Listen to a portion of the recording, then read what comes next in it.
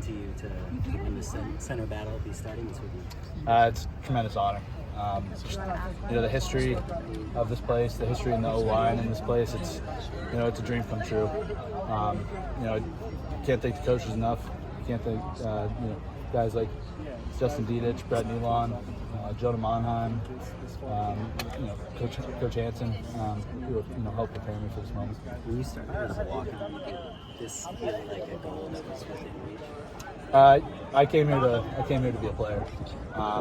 I didn't come here just to be a bag holder. I wanted to come here to contribute in any way I can. And last year, for the majority of the year, that was on the punt unit and some of the special teams. But it's just about staying ready, staying consistent. And so I came here to be a player. And how have you been able to learn from John Ray these past few weeks? He has a lot of experience. How have you been able to bounce off him? Yeah, he does a lot of things really well and at a really high level. I've learned a lot of technique stuff from him, and just a lot of preparation stuff from him as well. He's prepared and studied for a lot of these games that studied on individual players and all that stuff. So it's been good to learn how he attacks the preparation piece of it and take pieces from that. How has your relationship grown with him and being new here? Yeah, it's been awesome. He's just been a really great addition to this O-line room, and he makes all of us better every single day.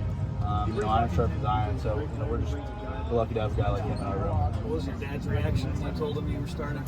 I haven't really officially told him. I kind of just found out. But I think he's going to be so excited for me.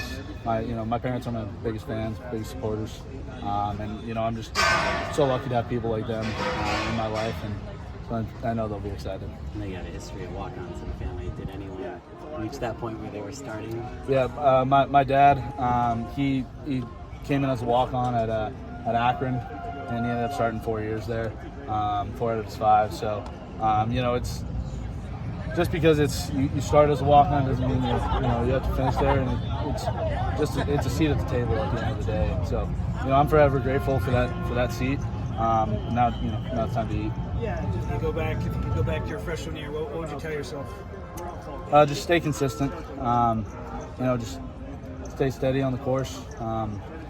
Control what you can control. There's so much that goes on, so much noise, but just stay consistent and stay true to your values.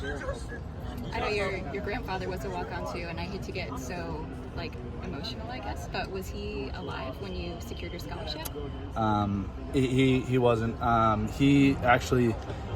I injured my knee in the Utah State game last year. He actually passed away on that same day. So it was a tough time, but I know he's looking down proud right now. Did he give you any advice, or I'm sure he was a pretty interesting guy. It seems like he's done a lot in his life. Yeah, he's as tough as he's as tough as it gets. He's one of the best men I ever knew. So I just say he would just say stay the course, just be consistent, control what you can control, and yeah. I think we have one right What here. about Waymo? Slide on in there. Has the O-line practiced a coordinated dance for Friday yet?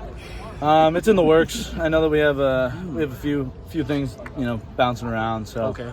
There will be a coordinated dance on Friday. Okay. So started a little we have a little tradition on our Fridays that we last play of the day we celebrate with the O-line, and so we'll get a good one this week. Okay. Is Waymo the choreographer?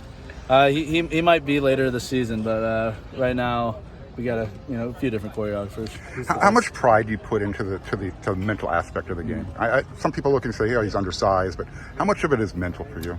I mean, I think you have to.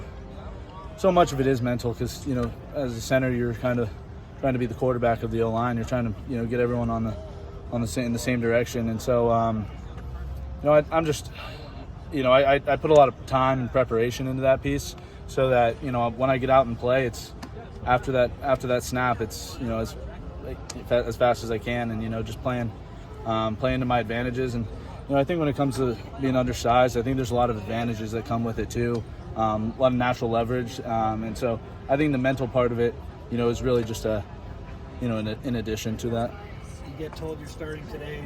Was that in front of the team? Was that just you off to the side? What was the reaction you heard? It's just just kind of off to the side. At the end of the day, I just got to control what I can control, and like, I was just trying to play every play like it's my last, and so I'm just really grateful for that, and Let's do one more. Celebrating anyone tonight? no, just watching film, going to bed, and waking up tomorrow and having a great practice. Thank you, Killian. Thanks, Killian. Thank you.